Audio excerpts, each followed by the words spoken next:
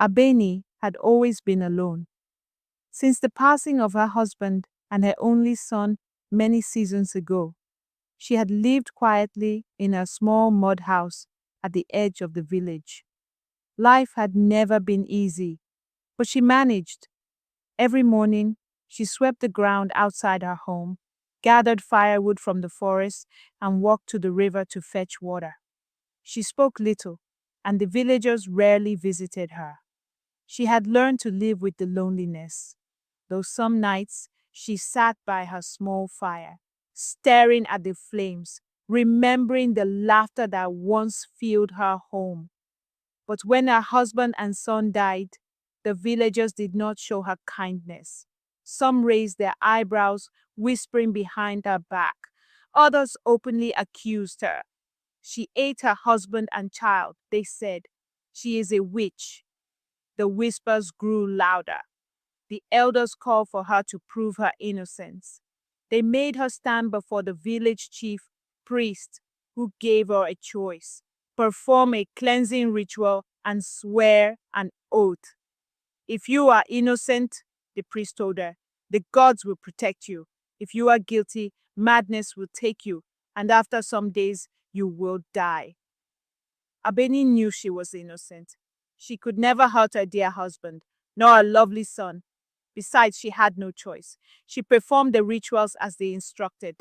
She swallowed bitter herbs, bathed in sacred water, and stood before the shrine, swearing she had done no harm.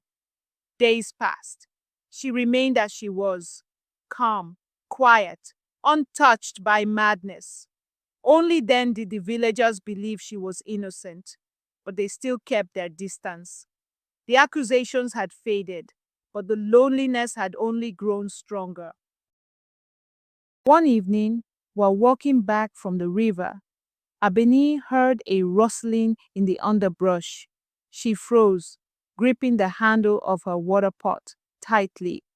It was common for wild animals to wander close to the village, but something about this sound was different. Slowly, she stepped forward and saw it: a large python, its body covered in deep gashes, struggling to move. Her heart pounded. Everything she knew told her to turn and run. Snakes were feared in the village, seen as dangerous and deceitful creatures. But something about the way it lay there, weak and helpless, made her hesitate. The python did not strike or hiss. It only watched her with weary golden eyes. Against all logic, she set down her pot, took off her shawl, and carefully wrapped it around the wounded snake. With great effort, she carried it home. When the villagers saw what she had done, they gasped in horror. Abeni, have you lost your mind? An elder asked. A snake is a snake. One day it will bite you. But Abeni ignored them. She cleaned the python's wounds with warm water, fed it small pieces of meat, and talked to it at night. She told it about her son, about how she had no one left, about how the village barely noticed her anymore. The snake never replied, but it listened, its golden eyes always watching her. Slowly, it regained its strength. One afternoon, she had gone to the forest to gather firewood. She had wandered further than usual, searching for dry branches, when she heard movement behind her.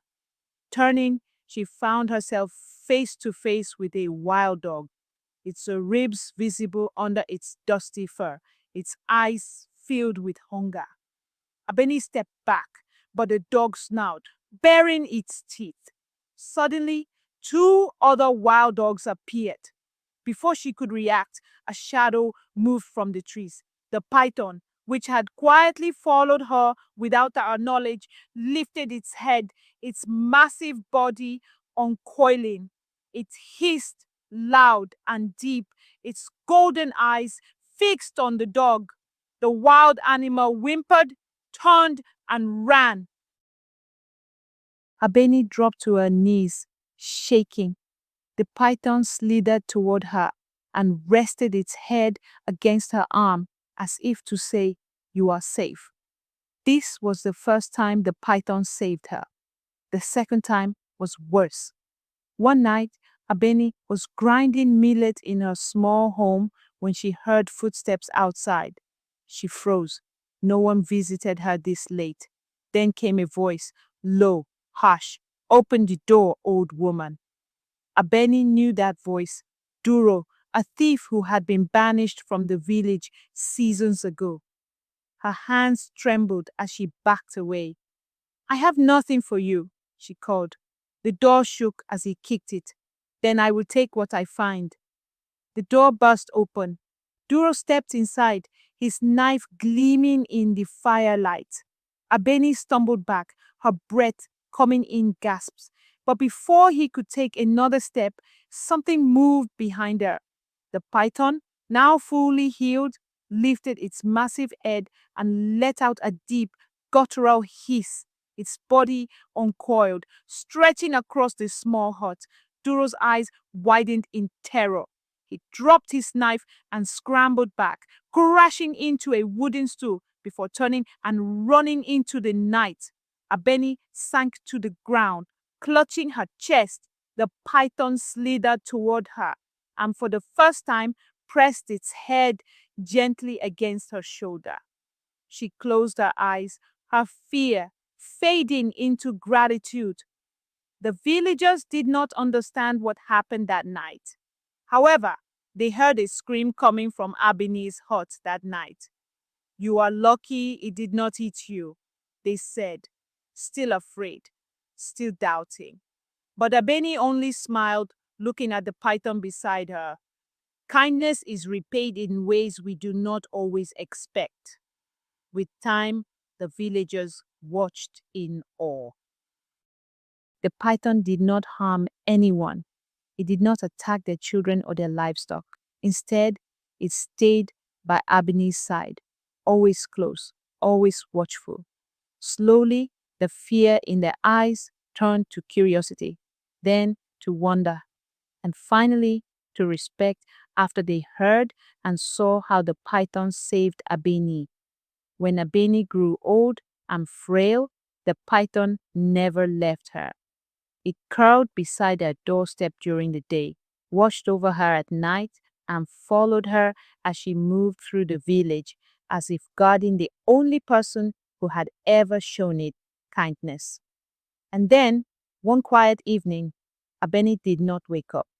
The villagers gathered around her small home, murmuring prayers, but the python did not move. It coiled around her one last time, resting its great head beside her still body. The next morning, it was gone, disappearing into the forest without a trace. No one saw it again, but its legend lived on. For generations, the villagers told the story of Abeni, the widow who had trusted a snake and had been right to do so. The elders continue to tell their children that the python still watches over them, even if unseen. Moral of the story: kindness and understanding can transform even the most feared. Thank you for staying with us to the end. Please subscribe for more intriguing and fascinating tales.